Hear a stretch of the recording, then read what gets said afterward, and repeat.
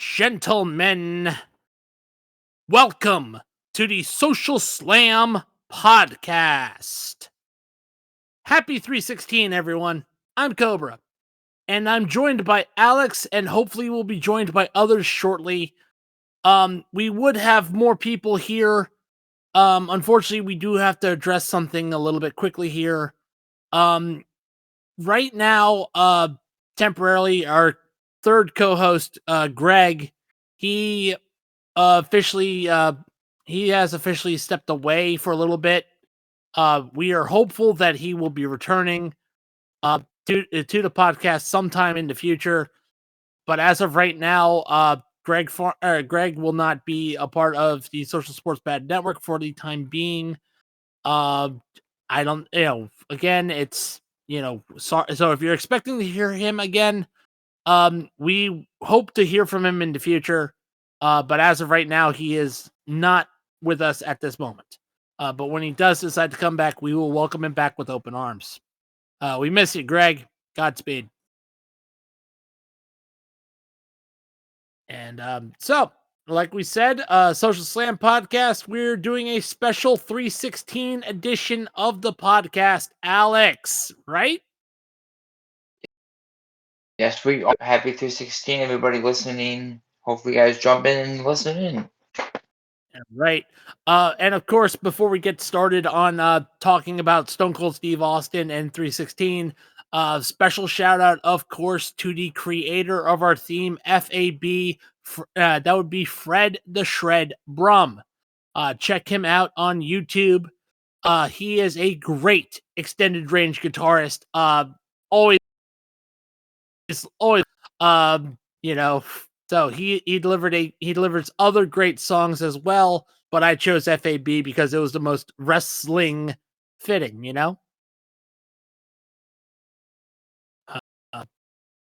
So, like I said, we're talking. We are definitely going to be talking Austin 316. That legendary promo of his of 1996 King of the Ring. It was one of the greatest promos ever delivered post match, and it definitely ushered in a brand new character that would change the face of wrestling forever.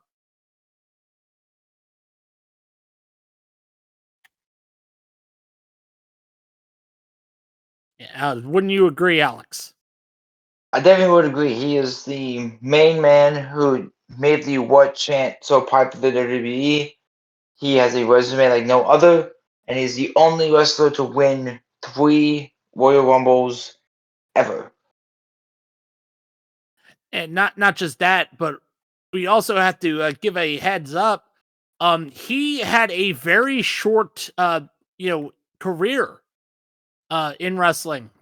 He started out in the USWA. Then he would land in WCW and start forming himself a very interesting path towards success. Starting with Paul E. Dangerously, aka Paul Heyman's Dangerous Alliance.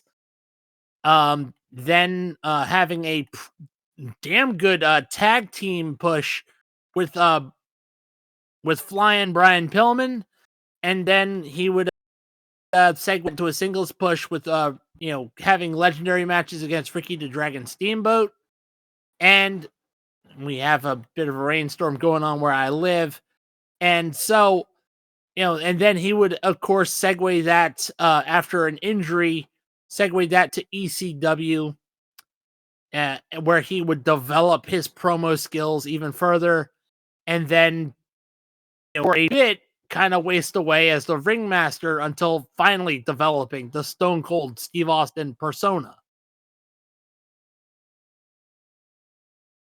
Yeah, I definitely agree. As a person who kind of had to watch highlights of Stone Cold Steve Austin because he was popular before my time in terms of watching wrestling, but his resume beats no others. 6-time WWF champion, 2-time WWF IC champion, 4-time tag team champion WWF, and so much more. he is the reason we all smash our beer cans together and shrug our beer back and throw middle fingers up to all the haters out there because he's the main reason we all love and do that. And he has multiple WrestleMania appearances, including WrestleMania 38 a year or two ago when he fought Kevin Owens at the KO, talked mad heavy crap on Stone Cold, and he's rumored to appear this year, WrestleMania 41, to back Cody Rhodes at WrestleMania as he faces John Cena for the WWE Championship. And how fitting it's The Rock and Austin once again.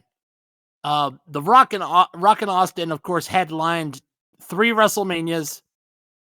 15, 17, and WrestleMania 19, and it's one of the greatest rivalries ever in wrestling.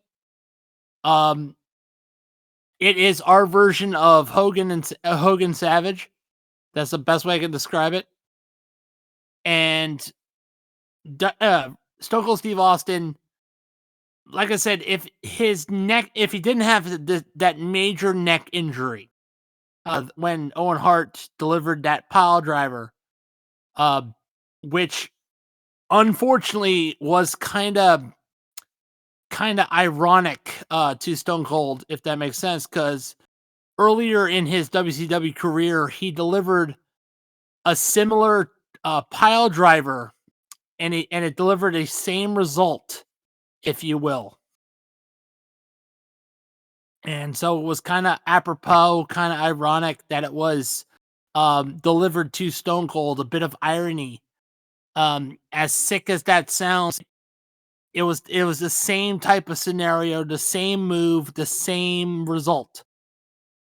The pile driver is it was a dangerous move, and it definitely robbed Stone Cold of a longer wrestling career. Then again, we also know that the injuries were starting to pile up on Stone Cold. I mean, that's why he started wearing the knee braces, if you will. He was wearing those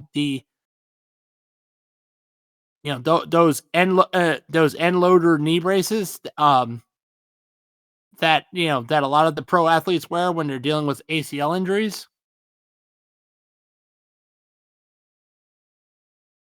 So but it made his character very cool. Anywho, but that match against Kevin Owens, Alex, I know you saw that. As someone who had never watched Stone Cold Steve Austin before, what did you think of that match? I thought it was a pretty decent match. Obviously, the build up to that was usually be on the KO show, WrestleMania, and then it turned into a WrestleMania match for Stone Cold after being out of the ring for so long and being how old he is. He still had what it takes to perform in front of those people at WrestleMania, knowing that he struggled with his neck injuries, his knee problems, and I believe he has a back problem. If I remember correctly. But like he performed really well at WrestleMania against KO, and definitely I was happy to watch him wrestle, even though it was his last match per se. Definitely was fun to see him do it. And Kevin Owens sold that stunner really well, and so did Pat McAfee in the most funniest way ever when he did the flying like air arm fling. Yeah, It was hilarious. the stunner party. You're talking about the stunner party. I know what you're talking about. But I will say this about that last match. I mean, you could tell as someone who grew up watching Austin, obviously you could tell he could still go. It was a match that ended on his terms, if you will. However, I will say he couldn't do that forever. Like he couldn't come out. He definitely wasn't planning to come out of retirement, after that match, like some wrestlers do when they get the wrestling bug bite again. This was more of a, hey, I had that itch. I didn't like how I went out the last time. Hey, let's, basically, and what he meant was, hey, I went out with The Rock. That was a great match, but no one knew I was done. no one knew I was properly done. And he finally got to go out on his terms. He knew that but if you have you ever, Alex, seen matches of the past of Stone Cold Steve Austin or even Stunning Steve Austin? I Like I believe said, we're on. I believe I watched one of the Rumbles he was in, either the 98 or 2001 Rumble. I did watch that. I watched part of the King of the I Ring was when he did that speech. I was kind of referring to like before the injury, because if you look at a match before his pile driver injury, you can tell that the style that he had was very technical, was a very technician style of a wrestler. Whereas after the neck injury, it became more of a brawler type of injury of wrestling style. If you've and I recommend, at your free time, look up Stunning Steve Austin versus Ricky the Dragon Steamboat, Bash at the Beach. Look up probably one of the greatest matches of WrestleMania's history, the WrestleMania 13 match with Bret Hart versus Steve Austin, for Stone Cold Steve Austin. Even their Survivor Series match is underrated. Just look those up, because you can see the style that he had before the injury, and you're like, whoa, okay. It's a different, very different style that he was playing at, and you could tell, you know, before the injury and after the injury, it's two sides of the same coin. That's the best way I can describe it. I do recommend you watch those matches. Yeah, I have to go check them out. And obviously, with how short his career was, it's kind of a surprise WWE waited till '09 to put him in the Hall of Fame. We can't forget to mention that. And obviously, he's big on the internet now with the Stone Cold podcast since 2015, having some legendary wrestlers and new wrestlers on the podcast, Yeah. making so much money off of his beer, off his podcast, and hopefully he doesn't get any scraps with the Rocket Mania, but I highly doubt that he probably won't because it's The Rock, and knowing how The Rock is, he'll probably get some chip a little bit at Stone Cold outside the ring at WrestleMania. I cannot wait to see what happens with that. Um, Definitely a Yeah. big resume for him. He is also the undisputed WWF champion, number one contenders tournament in 2002. And these are two Slammy Awards, which is an interesting one because that's kind of a weird WWE award they would give out kind of at the end of the year towards like Mania season. I can't remember if they're still doing that or not, but the Slammy is a definitely interesting award that he has two of them for. I will say this, this with the Slammies, Owen Hart made the Slammies that much more important. Um, you know, there's a reason why even when Owen Hart won like 2 Slammy awards, well, he won one, he took the other one from British Bulldog. Um, you know, it was like a comedic award, he took it. But you could, talk about another person, who potentially could have been one of Austin's great rivals had he not been tragically killed in '99, was Owen Hart. Um, but talk about just keep talking about Austin. Um, I will say about his Hall of Fame induction. The reason why it took so long, I believe, was they had so many more they were inducting in the past, like for bigger names, that I think that if I remember correctly, the '09 Hall of Fame class was a little weaker. And if you need somebody to watch the WWE Hall of Fame, to watch any WWE event In case of emergency, break glass. But let me look that up. Let me look that up because I'm wrong about that. I could be. I could not be. Let me look that up. So yeah. It looks like it was 3 like main wrestlers that have massive resumes, and then the other 3, well, 4, because if you count Finkel, the announcer. But So yeah, we had Stone Cold Steve Austin. Yeah. Oh, interesting. So no, it wasn't a bad draft class. It wasn't a bad Hall of Fame class. We had the Von Erichs, had Terry and Dory Funk Jr., had Howard Finkel, had Coco Beware, Cowboy Bill Watts, fuck him, Ricky the Dragon Steamboat, and Stone Cold Steve Austin. So again, I think that was another thing that they wanted to put Stone Cold and Ricky the Dragon together. Because those two actually had great matches too. And but Alex, I'm deferring back to you. We're kind of killing time. Hopefully more people come in. What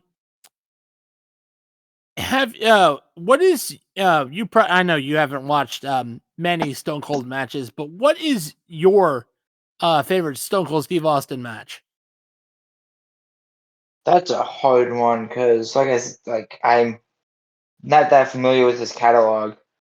I could probably pull up YouTube, look at his catalog But of matches. so while you do that, I'll tell you one of mine. Other than WrestleMania 13, and by the way, even though that is considered the greatest WrestleMania match of all time, I unfortunately never watched it as a kid because it was on pay-per-view. Back when pay-per-view was a thing, now we have PLEs and the WWE Network and Peacock. Now, but in my opinion, one of my favorite matches, with him, was a tag team match. It was Owen Hart and the British Bulldog competing for the tag team titles against Stone Cold Steve Austin and a mystery partner. Shawn Michaels basically dropped out as being his partner, and Stone Cold, had been pestered by Mankind, aka Mick Foley, about being his tag team. And Stone Cold basically shoved him away, basically said, "I don't need anyone." And it's near the end of the match, and Mick Foley comes down and he's Dude Love.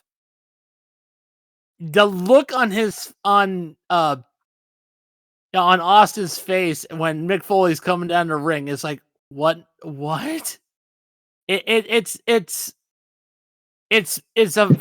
my opinion, is one of my favorite matches, not because of the wrestling per se, but because of the selling and the character of Stone Cold going, what the fuck? It's just a look on his face like, who? What? No, what? And yeah, that's just something a little bit funny. Anyhow. So after looking through Stone Cold's catalog of matches, there's one match in particular in his catalog that I always seem to go back and watch. It's a non-pay-per-view Raw match when he was facing up against Kurt Angle for the WWE Championship match. The WWE Championship. That's one match I always go back to watch for Stone Cold because I did like Kurt Angle. I watched Kurt Angle matches. Obviously, I watched his match against John Cena, the prototype, and some other Kurt Angle matches. And obviously, Chad Gable now is portraying, Kurt Angle decently enough. So it seems like it's one match I always go back to watch. It's Kurt Angle and Steve Austin for the WWE Championship. It's a great grudge match between two brawlers that one is more technical in Kurt Angle and a brawler, and then Stone Cold's just being a brawler. Obviously, I think this is post knee injury, if I remember correctly, or neck injury. I can't exactly remember. But it's a match I always love to go back to watch with Kurt Angle and Stone Cold. Outside of the big ones, Ricky Tracy about Owen Hart, just kind of a random TV match. But it was a good match from what I've seen from the highlight video. Right, right. I will also say this. Speaking of the Hall of Fame. Let's get back to as much as I want to keep talking about Stone Cold Steve Austin, the Hall of Fame is looking to be pretty interesting. We have Triple H, Michelle McCool, Natural Disasters, and with more potential spaces to be filled. Alex, who do you think should be in the Hall of Fame? I know we asked this a while, and Ben arrived. Ben's here. Hey, happy 316.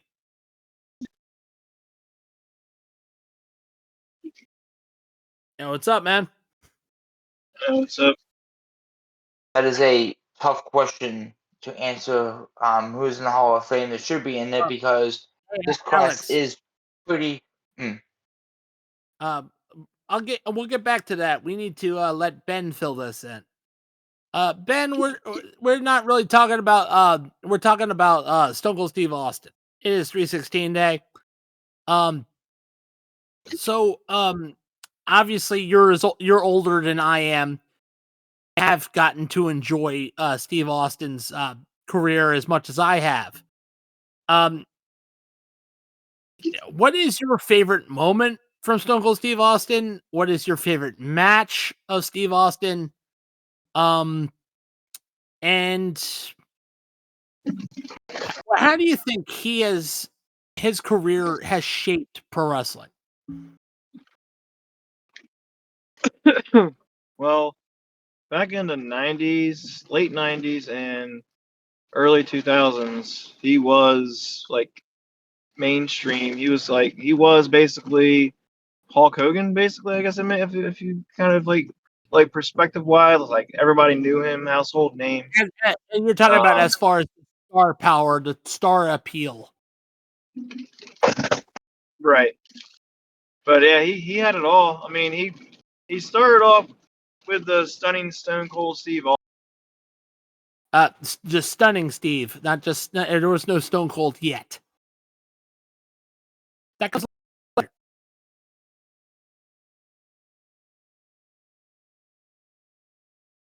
Still there, man? Ben. Say his name and he appears. Ben. Ah, crap baskets. He's having mic troubles again. Must be in a bad area. So You don't hear me? I'm talking. yeah, you were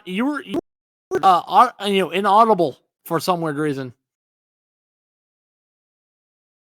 Yep. Say it again.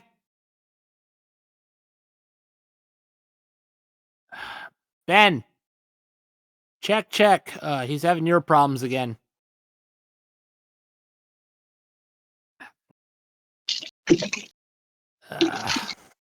Here we go. Yeah, he'll be right back. Ben having Discord issues.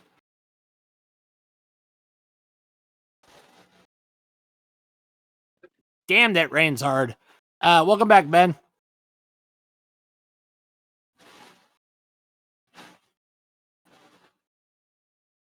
You can really hear it.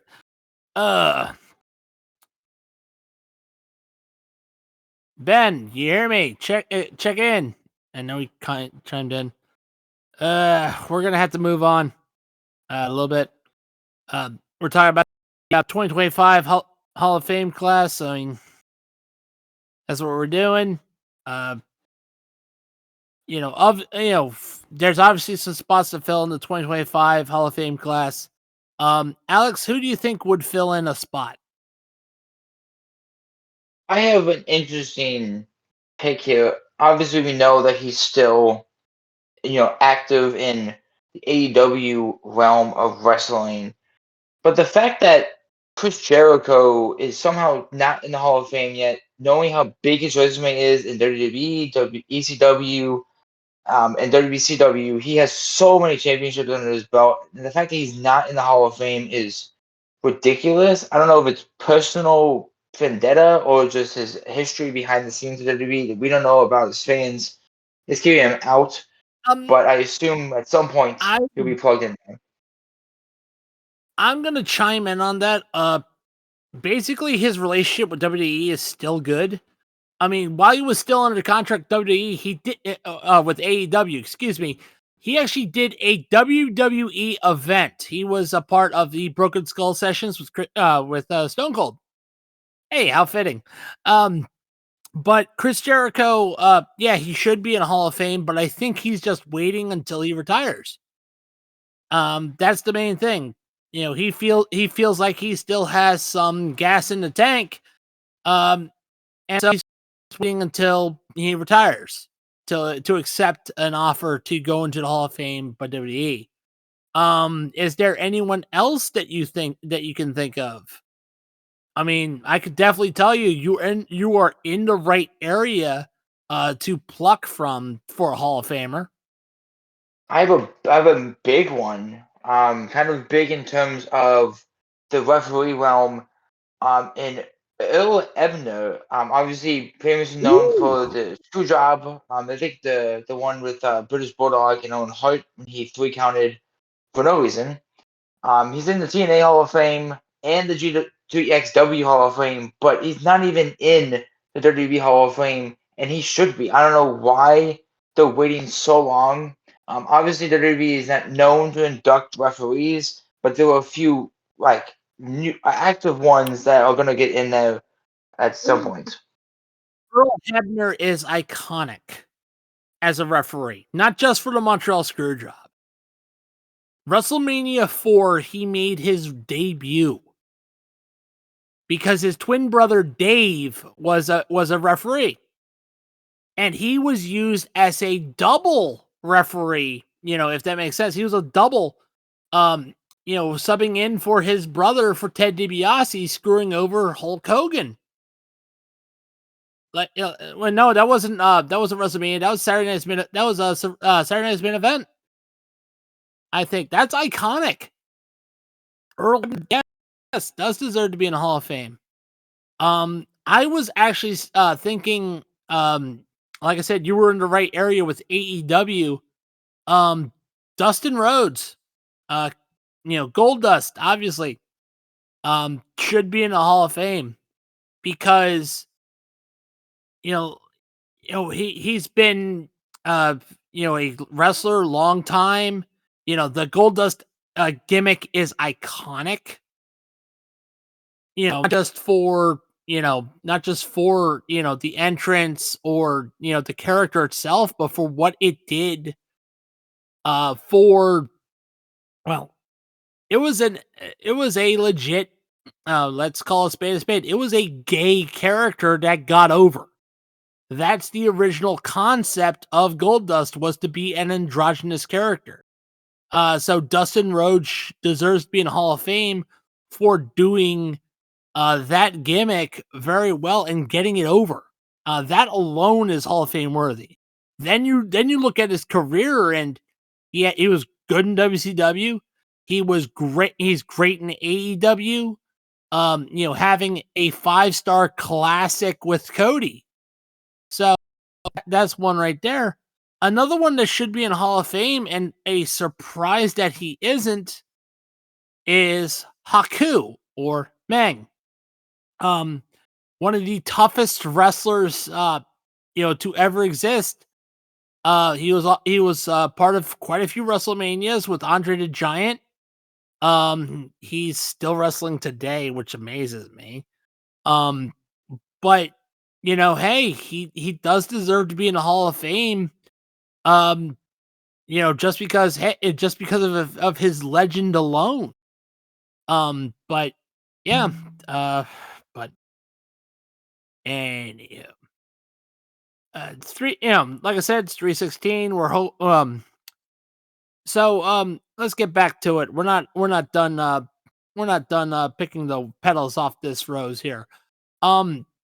So Stone Cold has appeared. Has wrestled in. I want to say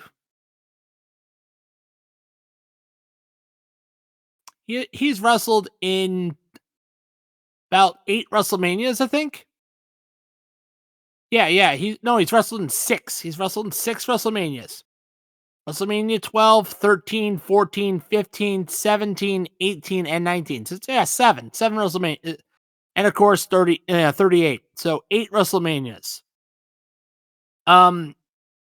We're going to remove the elephant in the room, and that would be WrestleMania 13 because that's everyone's go-to to watch. And seriously, watch that match. It is great. But if you were to binge watch one of his WrestleMania matches, Alex, which one would you watch first, other than 13? I would probably do.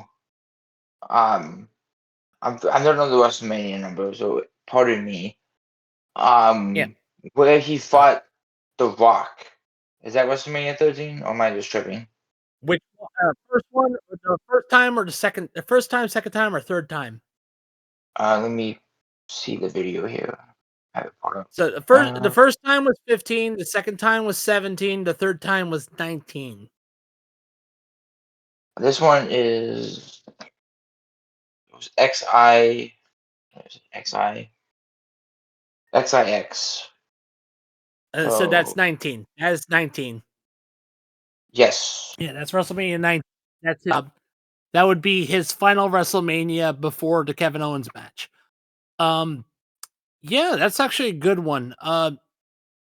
Like the story build up. No one. I think the only one who knew at the time was JR. And JR could actually, what you could tell in his his voice, that he knew that this was Austin's last match, and he was delivering it as such. Obviously the fans didn't know that it was Austin's last match until like the end. And interestingly enough, Austin almost didn't make it to that Mania. Like that's a very interesting story out of this match. He almost didn't make it to that Mania. Primarily because he almost overdosed on caffeine. He got into caffeine shock. He was like so nervous. Like his anxiety built up. He drank like 8 Red Bulls. 8 Red Bulls. Jeez. That is too much caffeine. That is way too much caffeine. Like his heart was racing. He dehydrated himself. Like it was nuts. But and for me, if there's a WrestleMania I have to watch other than WrestleMania 13, which is the greatest match of his ever. And also that's also the WrestleMania where Sid shits himself. Ayo. I'm gonna say it's an underrated classic, but I would say watch WrestleMania 14, his Shawn Michaels match. Look, we know the headspace that early and late 90s Shawn Michaels was in, because even by his own admission, Shawn Michaels would tell you, "Oh, I was a dick." But that match, despite Shawn Michaels dealing with a very bad back, like, and I guarantee you, he was just like, "I don't want to quit. I don't want to quit. I don't want to drop the title. I, he, just that bad sour mood." You could tell that, oh boy, here we go, late 90s Shawn Michaels, but he delivered a competent match despite it. despite his back injury. So I would say watch that match. I will say though the match he had against Scott Hall at WrestleMania 18 could have been a lot better. Scott Hall, of course, was dealing with a lot of demons back then. It wouldn't be until he deals with until he got help from DDP that he would break his demons. But that's anyone. Which, speaking of getting getting a little sidetracked, segueing back to the Hall of Fame class with Lex Luger in 2025. He actually said that if he gets inducted into the Hall of Fame, he wants and Diamond Dallas Page to be the ones to induct them. What do you have to think about? What do you have to say about that, Alex? I think that's a good option. Obviously, we know the history behind Lex Luger and his condition right now. Him being, attached to a wheelchair.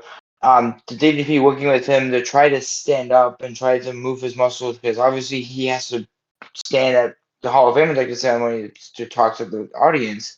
I think this is a good inductee for Stone Cold, or just for Lex Luger, excuse me. Two guys that know the history and then working with him and try to get him better. And I hope WWE pushes for them to induct him in the Hall of Fame at WrestleMania weekend because I'm not sure who else can induct him because obviously I've learned a bit about the history of Lex Luger that he was a total douchebag in his time of wrestling, and obviously with Miss Elizabeth, the history with them kind of puts him in the behind the scenes of kind of a bad person that no one likes to talk about because he's not really a famous face in WWE in terms of positive influence in terms of the area he was in. But yeah, Lex Luger now is way different than the Lex Luger then.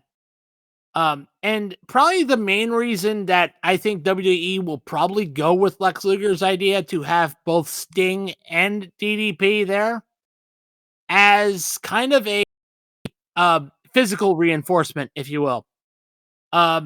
Basically stand there side by side just in case he starts to teeter. Because I'm pretty sure because I know Lex Luger, he said this at in a Chris Van Fleet podcast. That whenever he speaks, oh, hey, Jayme. Whenever Lex Luger speaks, he always prepares it, from the heart. He never prepares a speech. So having, both DDP and Sting at his side while he does it is a good option. Jayme, deferring to you. Since it is 316 day, What? Stone Cold Steve Austin Day. What? Sorry to put you in the spot. What? Do you have any favorite Stone Cold Steve Austin moments? A favorite Stone Cold Steve Austin match? Hey, and you could even defer to his stunning Steve Austin days in WCW. If you have any of those, per se, would you like to share? Oh man, that's a loaded question there, sir. Man, What? if I gotta try and pick out one. I did it easily. And Alex, he's kind of not as experienced with Stone Cold Steve Austin as I am. But and Ben, he tried, but he had to slip out because he was having major Honestly, issues. it's one of my greatest memories is just the main arc of Stone Cold versus Mr. McMahon back in 1999. That whole feud, from top to bottom, was excellent. But one of my more favorite memories is when Vince McMahon was in the hospital and he took the bedpan, Mr. McMahon's bedpan, and started beating him upside the head with it. and just going to One work. of the most iconic moments of Raw. Yes. But anytime that he comes out, you know someone's going to get a stunner. I think like he stunned a lot of people in the past.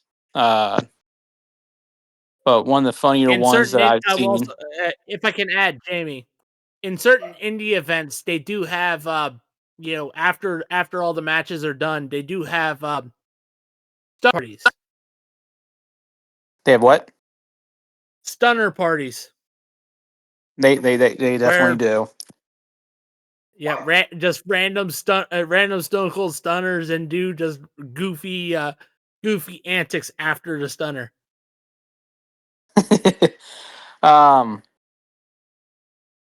But my favorite stunner would probably be when he stunned Santa Claus.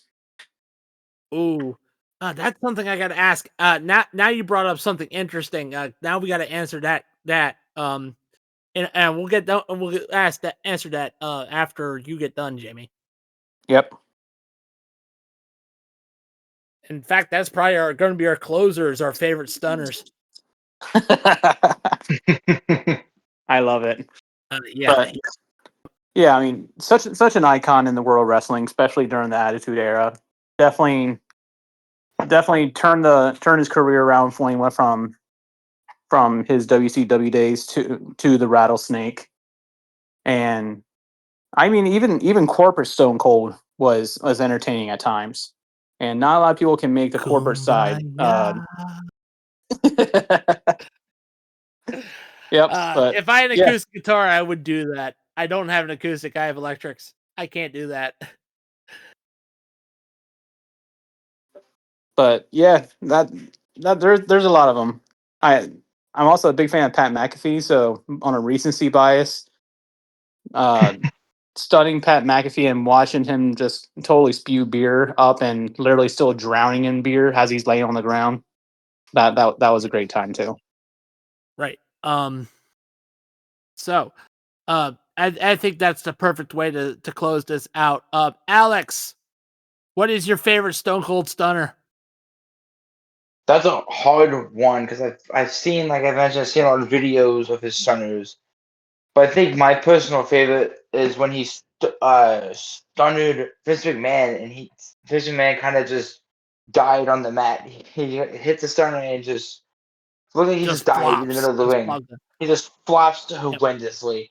Austin Theories was pretty funny when he oversold it to everything on the planet. I was like, what is he doing? But Vince McMahon is a top one for me. And as for me, my favorite stunner is the first one he delivered to Shane McMahon. Basically, Shane McMahon is giving a toast with Steve Austin. They're drinking beer, and Steve Austin knows that Shane screwed him. And Shane's looking like, oh crap. And then delivers the stunner, and all of a sudden you see this spit up of beer just up as he falls down. It's still a classic move that Shane McMahon will still do with Steve Austin when he gets stunned. It is my favorite stunner because it's the visual effect of it. So Sometimes the best stunners have visual effects. And Pat McAfee basically stole the Shane McMahon one, if that makes sense. yeah, and I was going to do a kind of like a sidebar. So we just said like what our favorite stunner was, but who do you think sold the stunner the best?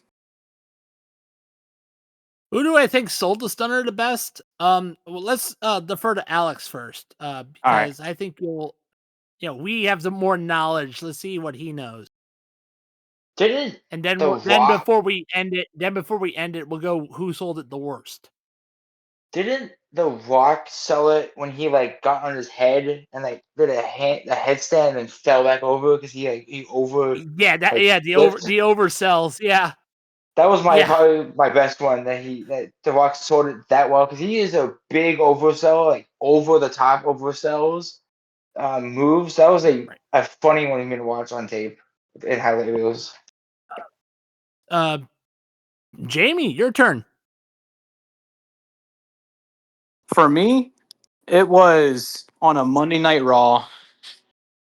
Stone Cold Steve Austin decided to have a beer with RVD, and Okay, that one. he goes and misses the first time they went to stunner him, but then quickly picks up, grabs RVD by the face, all mad that he completely whiffed on the stunner, and then stuns the ever living crap out of him. And RVD almost practically does like a face plant right on Stone Cold's shoulder.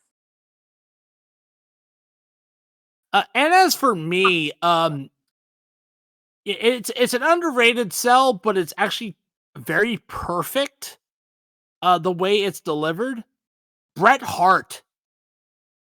Yeah, Bret for Hart. sure. Bret Hart understood the assignment of what the name Stunner is supposed to do, and he sold like he literally got bit by a paralyzing snake. If that makes sense. Simple, Yeah. it's clean, effective. But now, at the final sidebar of this subject, who is your least favorite stunner victim? Who sold it the worst?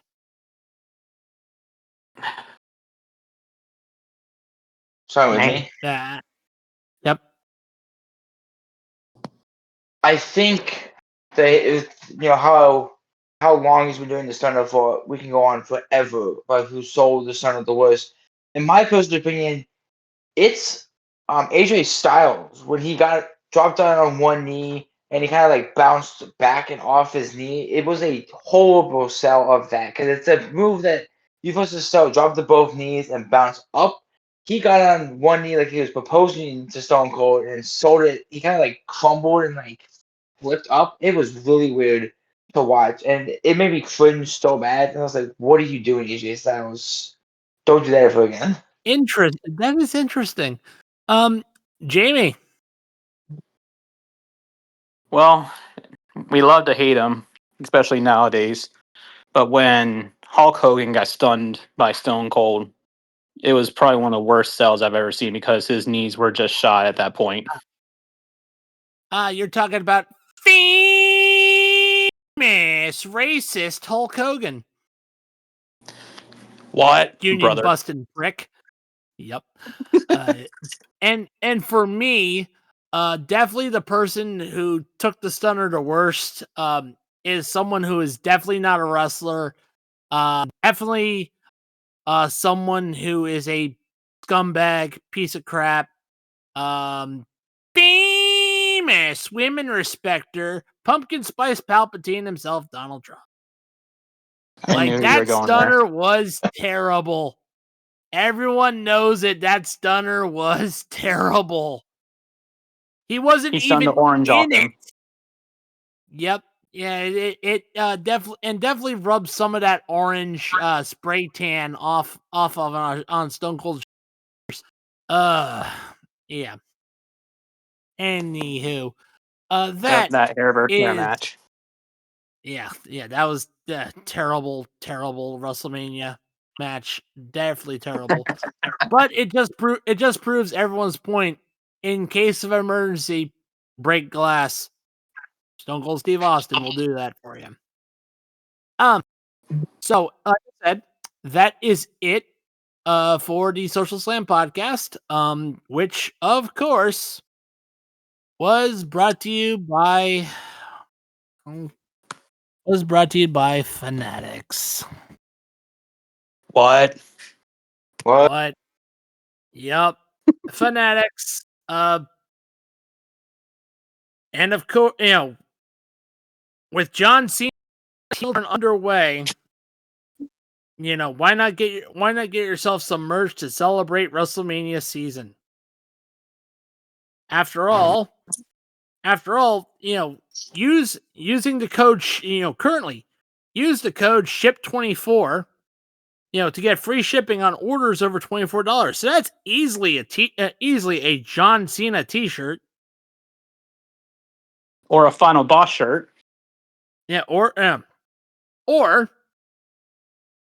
of course any other jerseys, especially since draft night is coming. Yeah, so when your favorite team drafts that brand new superstar in the first round, why don't you pick up a jersey, pick up a draft day hat, or go to the MLB and do the same, or the NHL, NBA, and other sports franchises, and of course, March Madness is there too. So support your favorite college in the March Madness bracket. But if you do decide to go to Fanatics, use our affiliate link in the bio wherever you get your podcasts. Show your channel some love. Fanatics. Can I And of add one more course, thing before we close out? go ahead. Can everybody here and all of the viewers listening at home give me a hell yeah? Give me a hell yeah. Hell yeah. All right. Yes. And of course, don't forget other podcasts. The Lap Down. What? Lap Down. Biscuits and Penalties. What? What? Certain Turf Podcast. What? What? The Hard Count. What?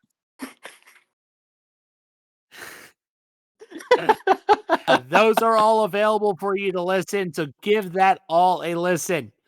Don't forget our other affiliates that are in the bio wherever you get your podcasts that tell us about us. And finally, we wanted to remind you that we were on our friend Billy's podcast. Not podcast, but stream. We were streaming the March Madness bracket today. So check out not only our channel on YouTube, the Social Sports Pad Podcast Network, but also Vol Bill 99 to see us, Alex and I, in action talking the March Madness bracket. Support him and support us. And of course, I'm Cobra. And on behalf of Alex, Jayme, and Ben, ring that bell. We'll see you all next time. What? Ding, ding, ding.